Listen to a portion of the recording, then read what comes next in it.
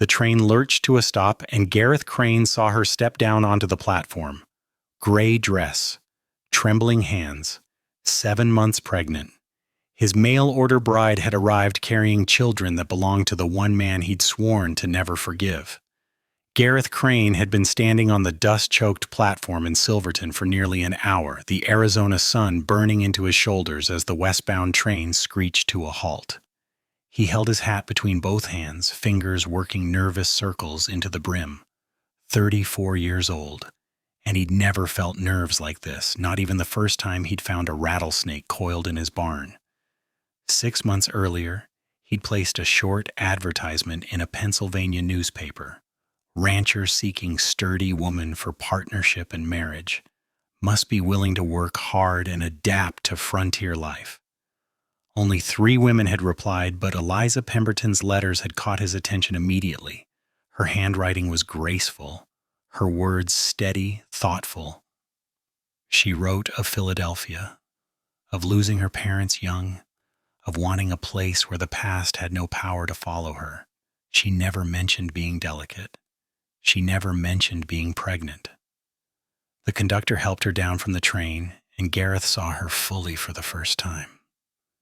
She was small, 5'3" at most, with dark hair tucked beneath a worn traveling bonnet. Her face was pale with exhaustion, and she clutched a faded carpetbag like it held her entire life. It probably did. But it was her belly that stole his breath. Round, heavy, unmistakable beneath the gray fabric of her dress. Their eyes met across 20 feet of platform. Hers were blue, wide with terror. His must have shown shock because she started crying immediately. Not loud sobs, just silent tears that tracked through the dust on her cheeks. He walked toward her slowly, trying to arrange his face into something that wasn't anger or confusion. When he reached her, she spoke first, voice barely above a whisper. "Mr. Crane, I'm Eliza Pemberton. I know this isn't what you expected. I know I should have told you in the letters, but I was afraid you wouldn't let me come, and I had nowhere else to go." Gareth looked down at her belly, then back at her face. His jaw worked for a moment before he found words. "How far along?" 7 months. "And the father?" She flinched like he'd struck her. Her hands tightened on the carpetbag, and when she answered, her voice broke. "Silas Crane, your half-brother." The world tilted. Gareth actually took a step back, his boots scraping against the wooden platform. Of all the names she could have said, that one was impossible. That one rewrote everything. "Silas," he repeated, and the name tasted like poison. "He told me he'd marry me," Eliza said quickly, desperately. "He said we'd start over out west. When I told him about the babies, he disappeared. I tried to find him, but people said he was wanted for robbery. I saw your advertisement, and I recognized the surname. I thought maybe you were still family. I thought maybe you'd help me because of that. I was wrong. I understand if you want me to get back on that train." Babies, plural. Gareth's mind was spinning too fast to catch up. "How many?" 3. The doctor in Philadelphia said triplets. 3 children. Silas's children. The brother who'd stolen their father's inheritance, forged documents, left Gareth and his mother with nothing 12 years ago. The brother who'd chosen whiskey and cards over family, who disappeared into the territories and become exactly the kind of man their father had feared he'd be. And now his bastard children were standing in front of Gareth, wrapped in the body of a desperate woman who'd gambled everything on a surname. Eliza was watching him with the look of someone waiting for the final blow. Other passengers moved around them, retrieving luggage, greeting family. Normal people living normal lives. Gareth felt like he was standing in the middle of a storm that only he could see. He should send her back. He should put her on the next eastbound train and forget this ever happened. But looking at her standing there, exhausted and terrified and carrying 3 lives that hadn't asked to be born into this mess, he couldn't do it. "Come on," he finally said, picking up her carpetbag. "The wagon's this way." Eliza stared at him. "You're not sending me back?" "Not today," Gareth said, and started walking before he could change his mind. The ride to Gareth's ranch took 3 long, silent hours.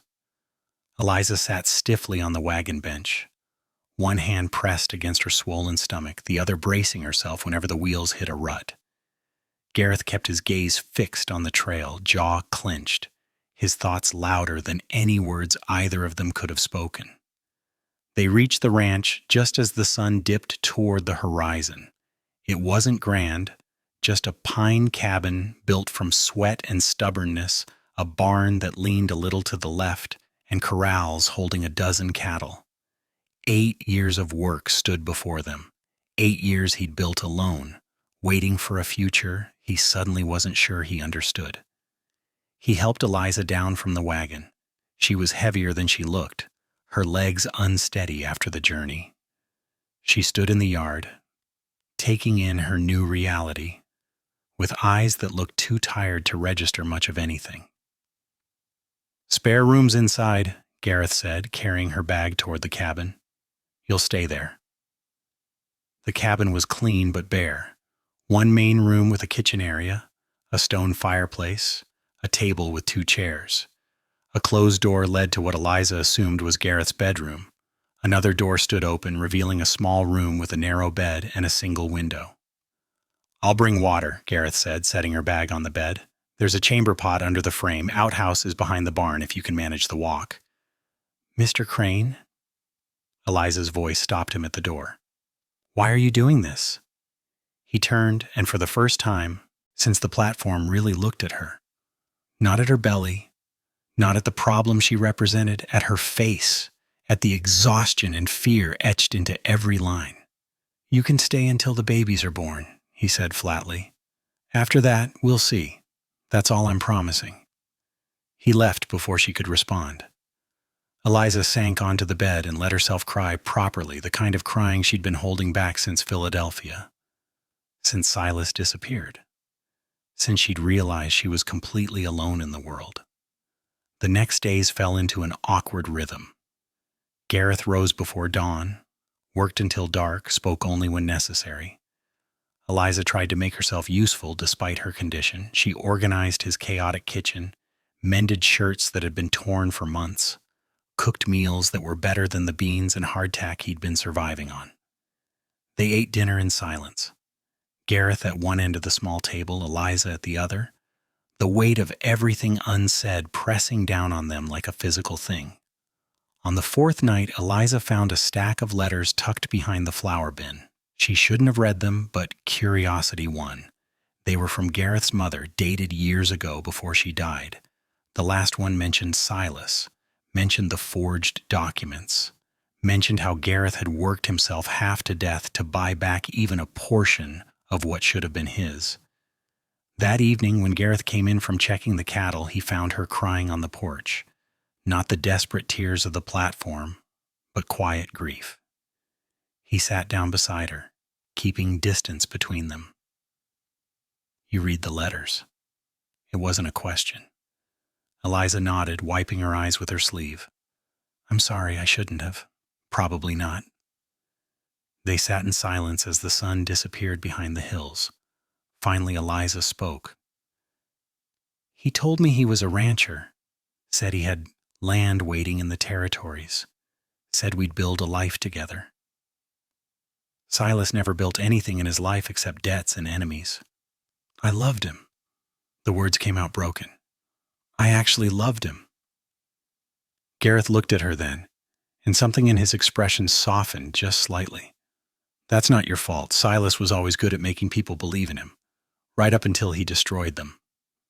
"He destroyed you too." "He tried." Gareth stood, brushing dust from his pants. "But I'm still here. That's got to count for something." He went inside, leaving Eliza alone with the desert night, but something had shifted, some small crack in the wall between them. For the first time since she'd arrived, Eliza thought maybe she could survive this. Maybe they both could. Their conversations began in small, cautious pieces. A question about where to store preserves, a quiet comment about the wind rolling off the mountains, But slowly, carefully, they began to talk about the things that mattered. 2 weeks after her arrival, while kneading bread at the kitchen table, Eliza told him about Philadelphia, about the dress shop where she'd worked, 14-hour days for pennies, about the cramped room above a tavern where she'd lived alone after fever took her parents, about the loneliness she'd carried long before she ever boarded a train. And then she spoke of Silas. He walked into the shop like he owned the world, she said, her hands working the dough without pause. He talked about the West like it was some sort of paradise, open skies, fresh starts, a place where a person could become something new. He made me believe I could be more than a seamstress barely scraping by. Gareth waited, polishing his saddle. When did he leave? 3 months after I told him about the babies. He said he'd go ahead and prepare a home for us. Her laugh was sharp and tired. 4 months passed and nothing came, so I went looking. She shook her head. The sheriff told me Silas Crane had been arrested in Colorado for robbing a mercantile, wanted in 3 territories. Did you know he had a brother? Not at first. He never mentioned family. When I found your advertisement, I saw the surname and thought maybe it was fate. Maybe the one good thing Silas had ever been part of was a family that might help me. Gareth set down the saddle. Silas and I had the same father. Different mothers. My mother raised us both after his died. She treated him like her own son. He paused, the old anger rising. Our father owned a freight business. When he died, he left it to both of us equally. Silas forged new papers saying everything belonged to him, sold the whole operation to pay gambling debts. My mother and I were left with nothing. Eliza stopped kneading. How old were you? 22. Silas was 19, old enough to know exactly what he was doing. What happened to your mother? Worked herself to death trying to keep a roof over our heads. Took in washing, sewed for rich families, cleaned houses. She died 4 years later. Never stopped defending Silas, even after what he did. Kept saying he'd made a mistake, that he'd come back and make it right. Gareth's voice went flat. He didn't even come to her funeral. The silence that followed was heavy with shared pain. 2 people wounded by the same man, sitting in a cabin in the middle of nowhere, trying to make sense of the wreckage. I should have seen what he was, Eliza said quietly. People tried to warn me. Other girls at the shop said he seemed too smooth, too practiced, but I wanted so badly to believe someone could love me. He probably did in his own broken way. Silas just loves himself more than anything else. That night, after Eliza had gone to bed, Gareth sat on the porch staring at the stars. He thought about the triplets growing inside her.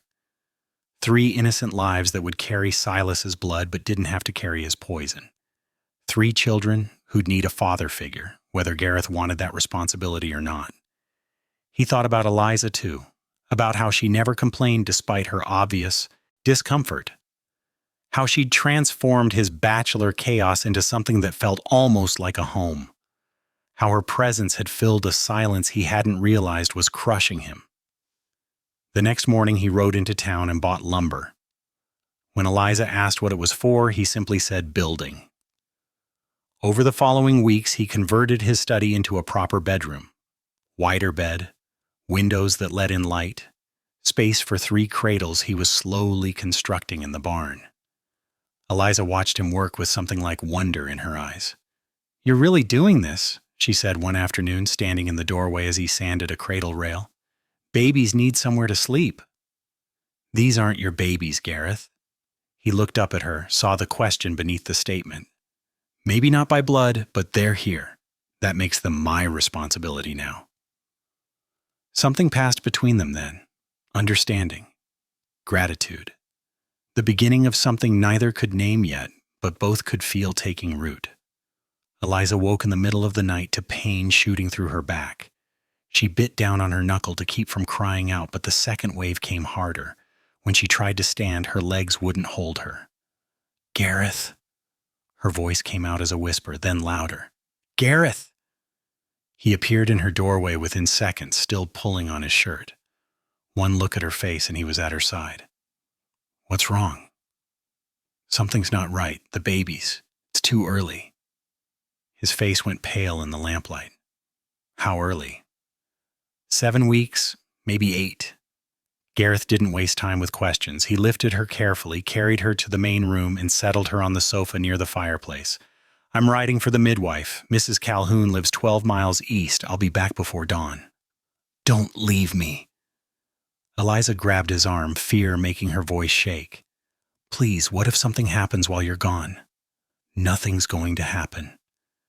But his hands were trembling as he covered her with blankets. "I'll ride faster than I ever have. You stay still. Don't move unless you have to." He was gone before she could argue. The sound of hoofbeats faded into the night, leaving Eliza alone with her terror and the pain that kept coming in waves. Gareth pushed his horse harder than he should have. The animal was lathered and heaving by the time he pounded on Mrs. Calhoun's door. The midwife answered with a rifle in her hands and suspicion on her face. "Who's hurt?" "Pregnant woman, triplets. Early labor. She needs help now." Mrs. Calhoun was 60 years old and had delivered half the babies in the territory. She took one look at Gareth's face and grabbed her bag. "How early?" 7 weeks. She swore under her breath. "That's bad. Triplets rarely survive full term, let alone premature. We need to stop the labor if we can. If we can't, you need to prepare yourself for the worst." The ride back was slower with 2 horses. Every minute felt like an hour. When they finally reached the cabin, Eliza was where he'd been left her, curled on her side, tears streaming down her face.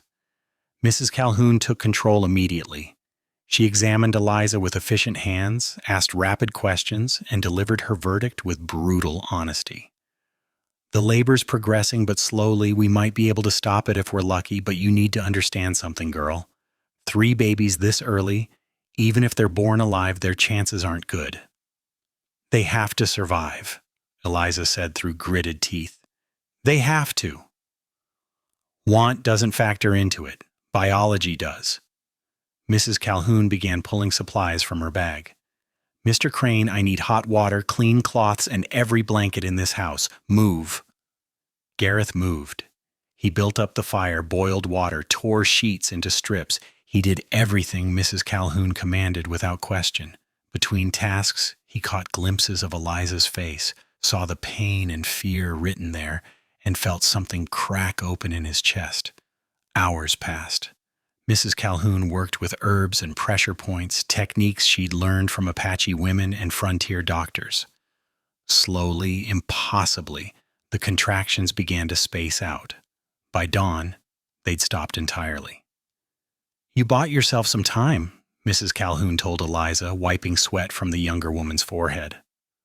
"But those babies are coming soon whether we like it or not. Could be days, could be weeks.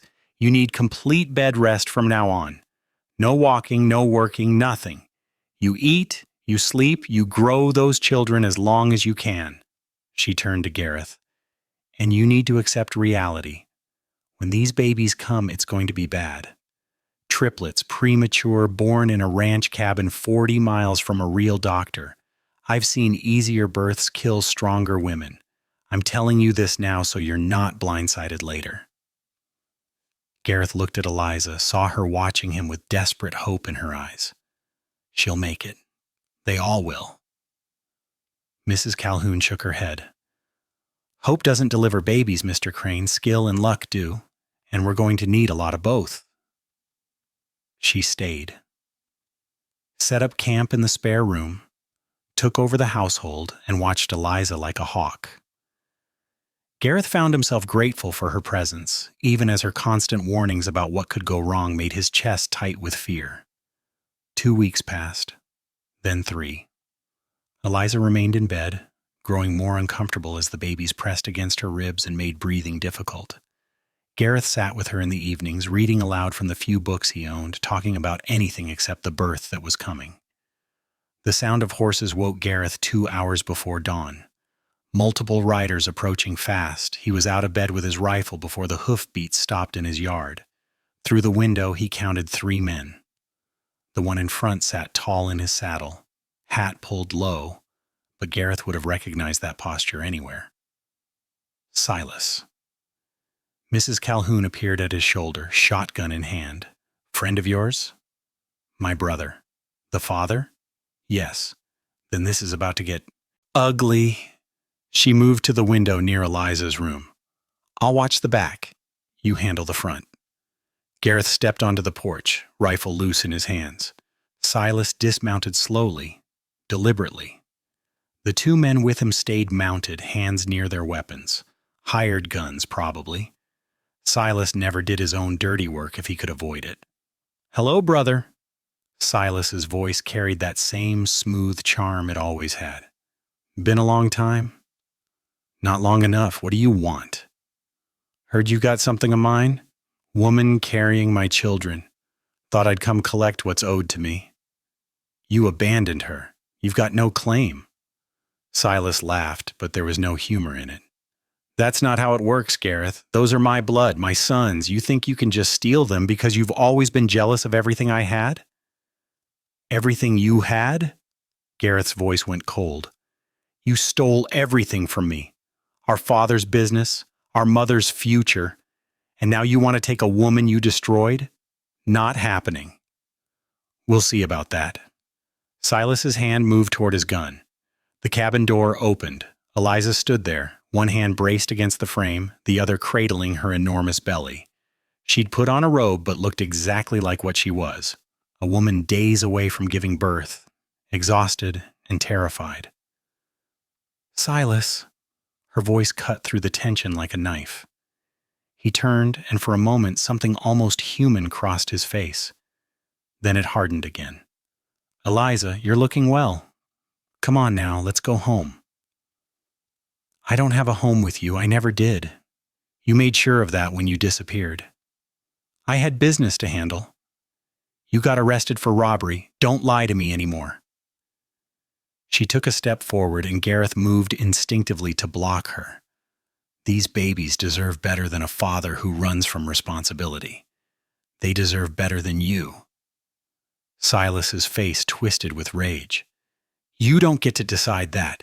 I'm their father. The law's on my side. The law?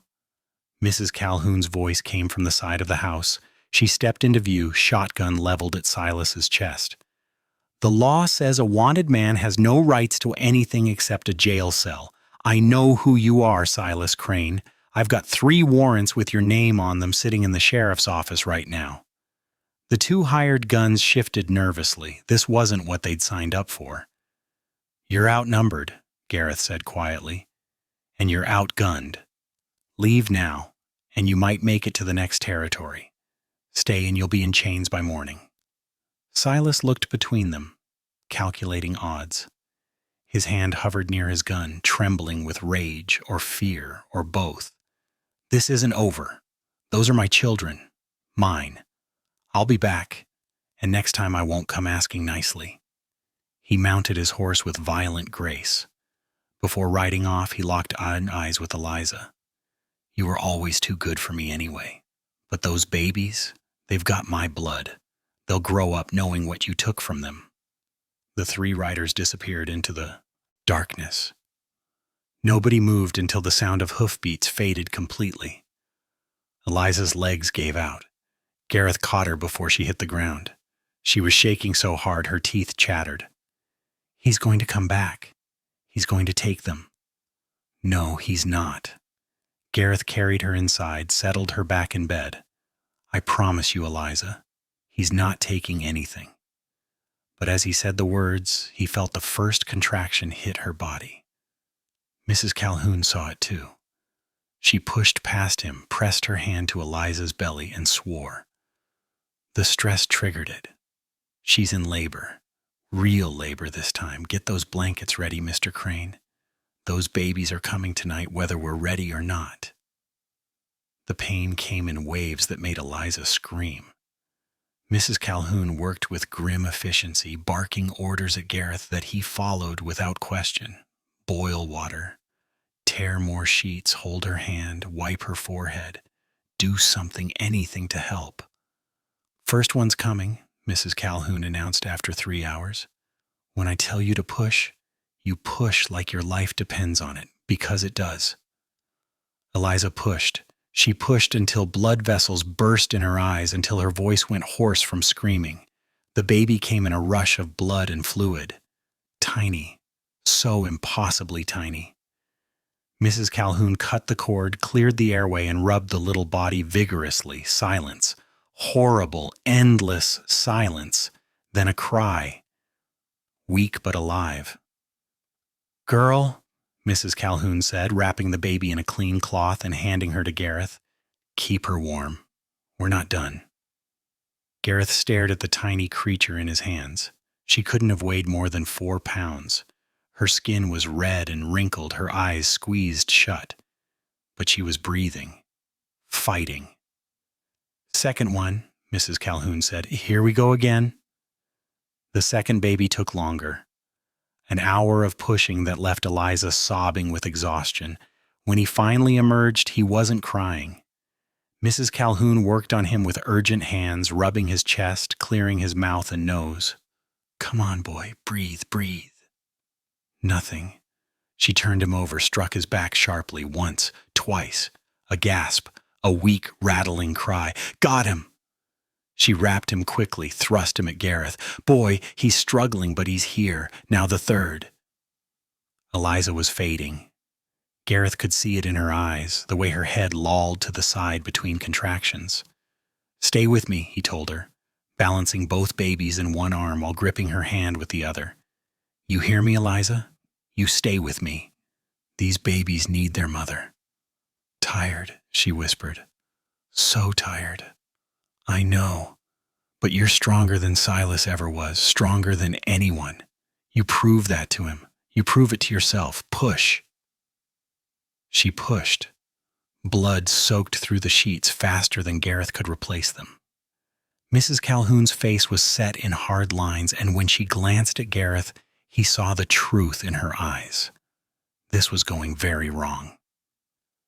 The third baby came in a flood of blood that made Gareth's stomach turn. Another boy, even smaller than the first two. He wasn't breathing, wasn't moving at all. Mrs. Calhoun worked frantically. She cleared his airway, breathed into his tiny mouth, pressed on his chest with 2 fingers. Come on, damn you." Nothing. She kept trying, kept breathing for him, kept working. 1 minute, 2, 3, a cough, a sputter, then a cry so faint Gareth almost missed it. "Third boy."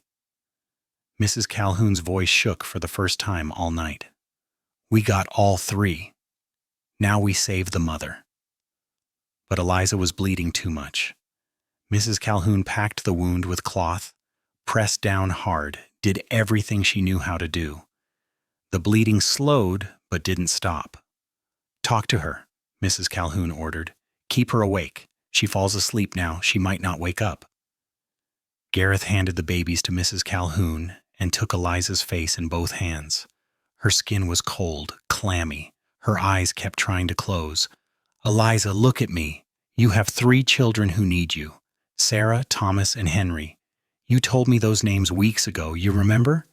You said Sarah after your mother, Thomas after your father, Henry because it means home." "Home," she whispered. "That's right. This is home now. You made it home. You can't leave it. You can't leave them." His voice broke. "You can't leave me."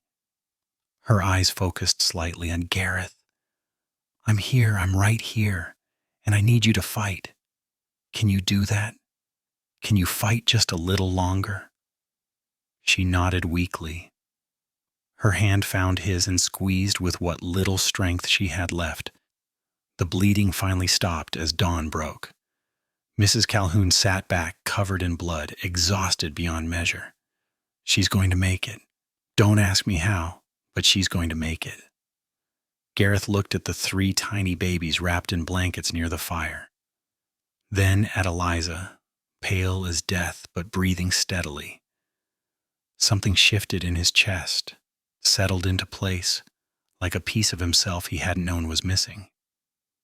"Thank you," he told Mrs. Calhoun, "for all of it." "Don't thank me yet.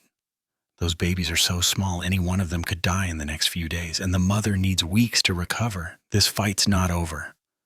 "But they're alive. All 4 of them are alive." For now, let's see if we can keep them that way. The first week was hell. Sarah wouldn't eat properly. Thomas had trouble breathing. Henry was so small he seemed to fade a little more each day. Eliza was too weak to nurse, so Mrs. Calhoun made a feeding apparatus from cloth and goat's milk. It worked, barely. Gareth didn't sleep. He walked the floor with crying babies at all hours, learned to change diapers with hands that could rope cattle but trembled with fear when holding something so fragile. He heated milk, cleaned messes, and watched 3 tiny lives fight for every breath. Mrs. Calhoun stayed for 2 weeks before announcing she had other mothers who needed her. "You've done good, Mr. Crane. Better than most men would. Keep doing what you're doing, and they'll make it." After she left, it was just Gareth and Eliza, and 3 babies who demanded everything they had. Eliza recovered slowly. She could sit up after a week, walk after 2, but it took a month before she had strength enough to hold all 3 babies at once. The first time she did, sitting in the rocking chair Gareth had built, she cried. Not from pain or fear, but from overwhelming love. "I didn't think I'd survive," she told Gareth that night. The babies were finally asleep in their cradles, and they sat at the table with coffee, exhausted but content. "When the bleeding wouldn't stop, I thought that was it, that I'd never see them grow up." "You're tougher than you think." "No, you wouldn't let me die. You kept me anchored when I wanted to let go." She reached across the table, took his hand. "You saved us all." Gareth looked at their joined hands, surprised by how natural it felt. "They're good babies, worth saving." "They're Silas's babies." "No." The word came out firm, certain. "They're ours now." The seasons changed. Winter came with snow that isolated the ranch for weeks at a time. Gareth taught himself to heat bottles in the middle of the night, to distinguish between hungry cries and tired cries and sick cries.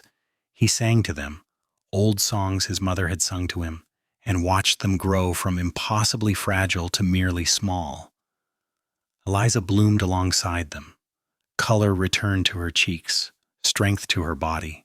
She cooked meals that filled the cabin with warmth and life. She laughed at Gareth's awkward attempts to wrangle 3 infants at bath time. She caught him watching her sometimes, and the look in his eyes made her heart race. Neighbors started visiting. They brought gifts, offered help, and spread stories about the rancher who'd taken in his brother's abandoned bride and claimed the triplets as his own. Some gossiped, but most saw something worth respecting.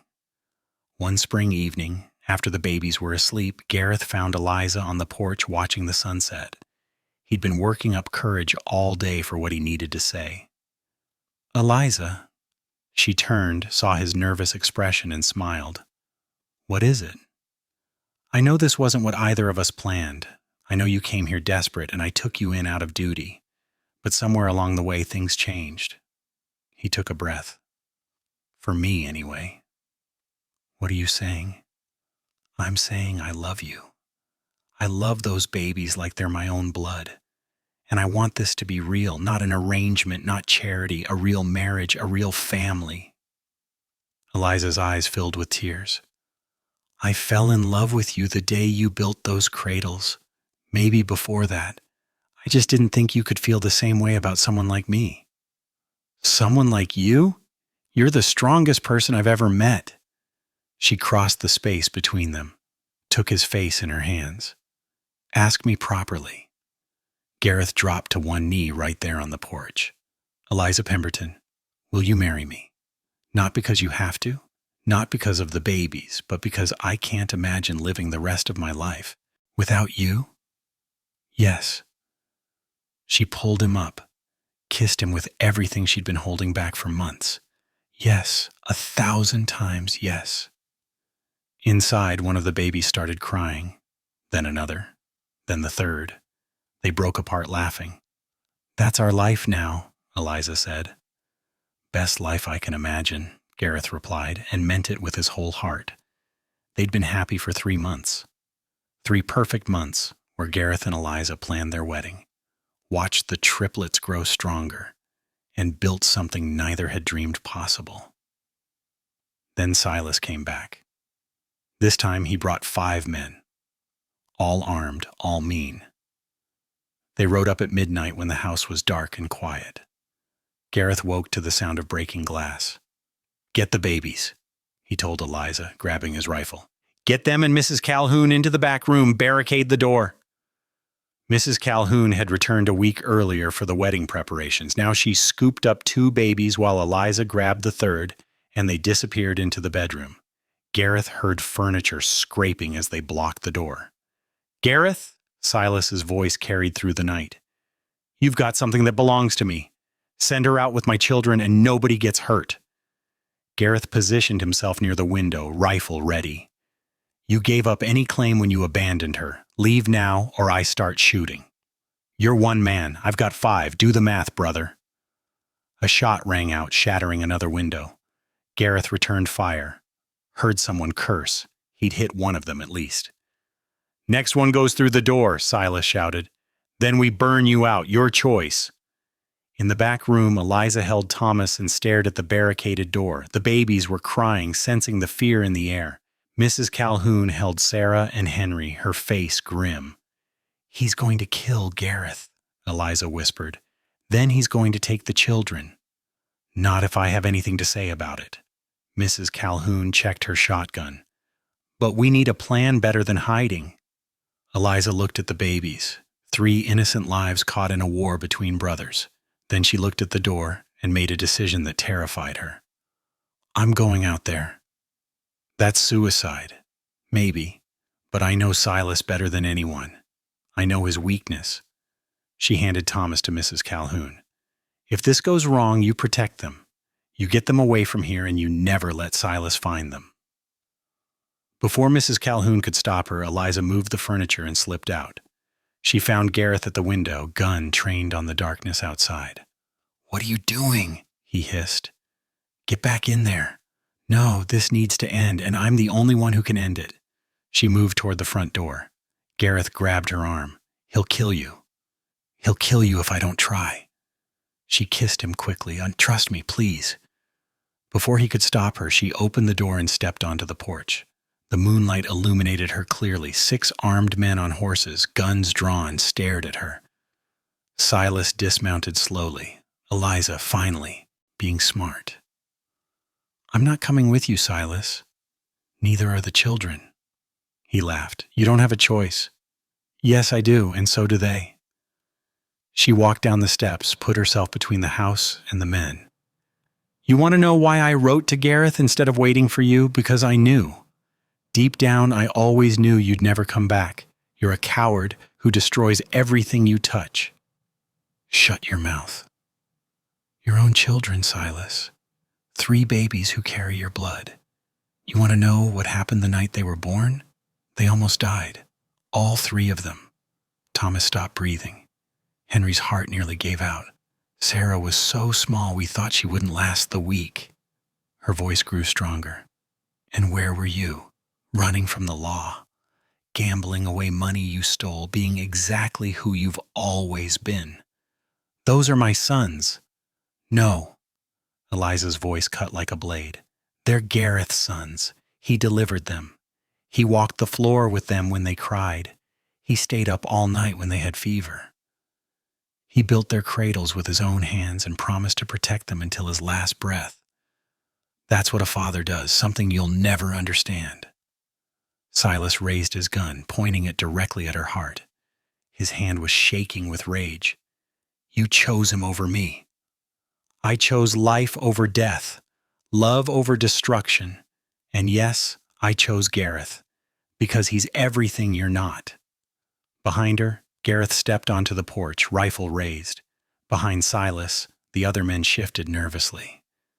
This wasn't what they'd signed up for, killing a woman in front of her children. "Shoot her, and you die right after," Gareth said quietly. "Your choice, Silas. Ride away now or end this permanently." Silas's gun trembled, his finger tightened on the trigger. For a moment the world held its breath. Then he lunged forward, swinging the gun toward Gareth instead. The shot cracked through the night, but Gareth had already moved. The bullet splintered wood where his head had been a second before. Gareth fired back. The shot caught Silas in the shoulder, spinning him around. He dropped his gun, clutching the wound, blood seeping between his fingers. His men reached for their weapons. "Don't!" The voice came from the darkness behind them. Sheriff Wade stepped into the moonlight, rifle raised, with 3 deputies flanking him. "Drop your guns, now!" The hired men looked at each other, calculated odds, and let their weapons fall. They'd been paid to intimidate, not die. Silas fell to his knees, still gripping his bleeding shoulder. "You sent for the law," he spat at Gareth. "You always were weak. Couldn't even handle this yourself." "I sent a ranch hand to town days ago," Gareth said, lowering his rifle. "The minute you showed up the first time, I knew you'd come back. I just had to keep Eliza and the babies safe until help arrived." Sheriff Wade dismounted, kicked Silas's gun away. "Silas Crane, you're wanted in 3 territories for robbery, assault, and fraud. You're done. Running." "Those are my children," Silas shouted, trying to stand. "He's keeping my children from me." "Those children have a father," the sheriff said, nodding toward Gareth. "Man who's been raising them since they were born. Man who's filing for legal adoption next week. You're nothing but a name they'll never need to know." He signaled to his deputies. They pulled Silas to his feet, bound his hands behind his back despite his struggles and curses. The hired men were rounded up too, disarmed and subdued. Silas looked at Eliza one last time. Blood stained his shirt, pain etched into his face, but it was the defeat in his eyes that marked the real wound. "I loved you. In my own way, I did." "Love doesn't abandon people," Eliza said softly. "Love doesn't destroy. What you felt was possession, Silas, and I was never yours to possess." He turned to Gareth. "You think you've won, but those babies have my blood. One day they'll be just like me." "No." Gareth walked down the steps, stood face to face with his brother. "They'll be raised by people who choose love over hate, who choose responsibility over running. They'll know what it means to be a man, something you never learned. Your blood doesn't define them. Their choices will." Silas spat at his feet. "You always thought you were better than me."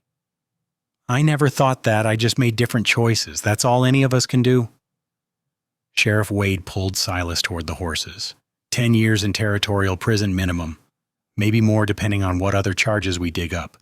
You'll be an old man before you see daylight as a free man again." Silas didn't fight anymore. He climbed onto the horse, hands bound, shoulder bleeding. As the sheriff's group prepared to leave, he looked back at the ranch one final time. At the cabin lit by lamplight. At Eliza standing beside Gareth. At the home he could have had if he'd made different choices. "I'm sorry," he said so quietly Eliza almost missed it. "For what it's worth, I'm sorry." Then they were gone. Hoofbeats fading into the distance, taking with them the shadow that had haunted them for months. Gareth pulled Eliza close. She was shaking, adrenaline and fear finally catching up. "It's over," he said into her hair. "It's really over." Mrs. Calhoun appeared in the doorway with the 3 babies. They'd stopped crying, sensing the danger had passed. Sarah reached her tiny hands toward Gareth. Thomas yawned. Henry's eyes were already closing. "Your family's waiting," Mrs. Calhoun said. "Go be with them." Gareth took Thomas from her arms while Eliza took Sarah. They stood together in the doorway holding their children, watching the last traces of Silas disappear into the night. "He was wrong, you know," Eliza said, "about the blood. These babies are yours in every way that matters." "Ours," Gareth corrected. "They're ours." And for the first time since that day on the platform, Eliza felt truly free. 6 months passed like a dream. Gareth and Eliza married in a simple ceremony at the ranch with neighbors as witnesses. Mrs. Calhoun stood as matron of honor, the triplets sleeping peacefully in their cradles nearby. The judge who performed the ceremony also finalized the adoption papers. Sarah, Thomas, and Henry officially became Cranes, not by blood, but by choice. The babies thrived. Sarah learned to smile first, lighting up whenever Gareth walked into the room. Thomas was the loud one, demanding attention with powerful lungs that made Eliza laugh. Henry remained quiet and thoughtful, content to watch the world with serious eyes. Gareth built additions to the cabin, a larger bedroom for him and Eliza, a nursery for the triplets with windows that let in morning light, a proper kitchen where Eliza could bake bread and prepare meals for their growing family. The ranch expanded too, more cattle, better fences, a garden that produced vegetables through the summer. Neighbors stopped gossiping and started respecting. They saw a man who'd done the right thing when easier choices existed. They saw a woman who'd survived impossible circumstances with grace. They saw 3 healthy children who'd beaten odds that should have killed them. One summer evening, Gareth taught Thomas to ride. Not really riding, just sitting in the saddle while Gareth led the gentle mare around the corral. Thomas shrieked with delight, his small hands gripping the horn. Sarah and Henry watched from Eliza's arms, waiting their turns. "He's a natural," Eliza called from the fence. "Gets it from his father," Gareth replied, grinning. Later, after the children were asleep, they sat on the porch watching the sunset paint the sky in shades of orange and gold. Eliza's hand rested on her stomach where new life was growing. Their child, made from love instead of desperation. "I never told you," Eliza said quietly, "what I thought that day on the platform, when you saw me pregnant and I saw your face. What did you think? That I'd made the worst mistake of my life. That I'd traveled across the country to be rejected by the only person who might have helped me. That I'd die alone with 3 babies who'd never know their mother." Gareth took her hand. "And now? Now I think it was the bravest thing I ever did. Getting on that train, taking that chance, trusting a man I'd never met to see past the obvious and find something worth saving. I didn't save you, Eliza. We saved each other." She leaned against his shoulder, watched the sun disappear behind the hills. "Do you ever think about him?" She didn't need to say the name. They both knew who she meant. "Sometimes I wonder if he thinks about them, about what he lost. Do you think he deserves to know they're happy?" Gareth considered this. "No. He made his choices. These are the consequences. The triplets deserve a father who shows up, who stays, who loves them without conditions. That's not Silas. That's never been Silas." Thomas started crying inside, then Sarah, then Henry, as if they'd coordinated it. Gareth and Eliza looked at each other and laughed. "Our life," Eliza said, standing. "Best life I can imagine," Gareth replied, following her inside. He'd said those words before, but now he understood their full weight. This messy, loud, beautiful life built from broken pieces. A mail-order bride who'd arrived carrying another man's children. A rancher who'd claimed them as his own. 3 babies who'd survived against impossible odds. And love that had grown in the spaces between duty and choice. The children quieted as their parents entered. Gareth picked up Thomas while Eliza soothed Sarah and Henry. In that moment, surrounded by the family he'd built from courage and grace, Gareth finally understood what his mother had tried to teach him all those years ago. Family isn't defined by blood. It's defined by who shows up, who stays, who loves unconditionally even when it's hard. Silas had never learned that lesson, but these children would. Gareth would make sure of it. Outside, the stars emerged one by one. Inside, a family settled in for the night. And somewhere in a territorial prison, a man named Silas Crane lay in darkness, finally understanding the difference between what he'd thrown away and what his brother had built. But that was his burden to carry, not theirs, not anymore. If this story touched your heart, click the like button and subscribe to the channel. Tomorrow we have another powerful story that will move you. We share these stories to remind ourselves that love, courage, and second chances can transform even the most broken situations into something beautiful.